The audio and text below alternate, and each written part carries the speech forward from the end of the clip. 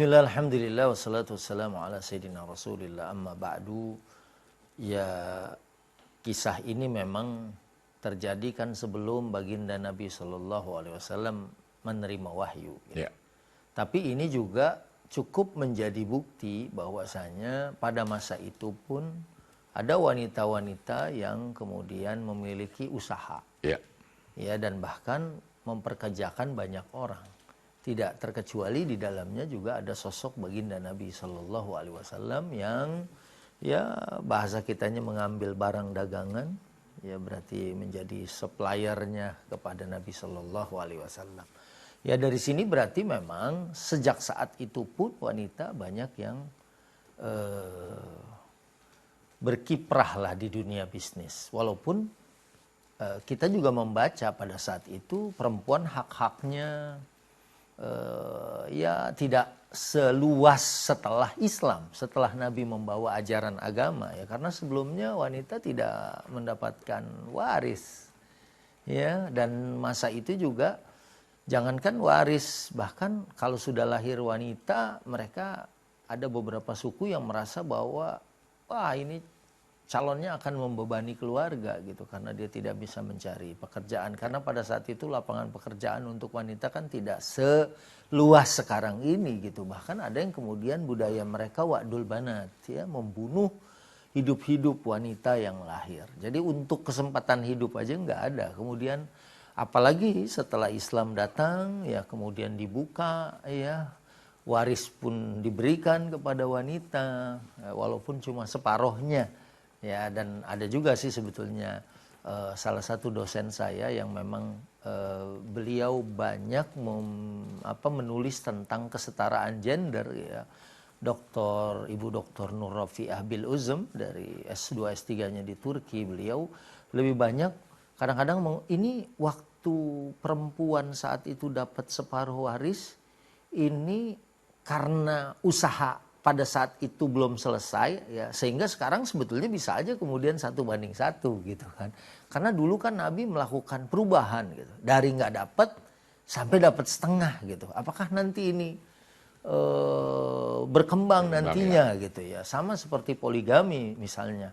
Kenapa disebut poligami 2, 3, dan 4? Ini sebetulnya pembatasan apa merangsang supaya seorang tuh poligami. Ya.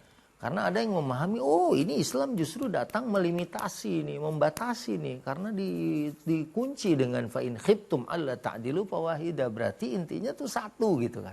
Nah ini madarul khilaf sekarang ini, artinya ada perbedaan pendapat, walaupun saya tetap ya berarti secara agama ya memang perempuan itu dibaginya separuh. Walaupun ada yang bilang ini pasti akan sampai akhir nanti bisa equal nih, bisa sama gitu kan, 1/1. Nah kembali kepada Bunda Khadijah radhiyallahu anha, orang yang bahkan saat sudah meninggal pun Rasul sallallahu alaihi wasallam selalu menyebut-nyebut kebaikannya, dan beliau adalah seorang saudagar yang karena sukses dan berhasil bahkan menyerahkan seluruh hartanya kepada baginda Nabi SAW untuk perjuangan agama. Cukuplah ini menjadi satu keterangan bahwa boleh saja selama ada batasan-batasan syariahnya. Misalnya dia tidak ikhtilat, tidak bercampur, ya kan. Kemudian dia juga bisa menjaga muru'ah atau kehormatan dirinya. Terus pekerjaannya juga sesuai dengan fitrahnya. Sekarang kan banyak perempuan-perempuan bisnis dari rumah, buat makanan, buat mungkin sesuatu yang memang sesuai dengan hobi, karakter, fitrah, ya, dan itu juga membawa berkah buat keluarga. Walaupun dia nggak wajib mencari nafkah, tapi kan kalau dia bisa bantu suaminya, ya, dan bisa support keluarganya, ini juga merupakan sesuatu yang pastinya diharapkan untuk setiap keluarga. Ya, ya. Oke, baik, ini ada pertanyaan dari hamba Allah, Ustaz. Assalamualaikum, Ustaz. Waalaikumsalam. Sekarang ini kan sudah banyak perempuan yang terjun ke dunia politik. Apakah dalam Islam diperbolehkan perempuan masuk ke dunia politik? Apakah ada batasannya juga, Ustaz?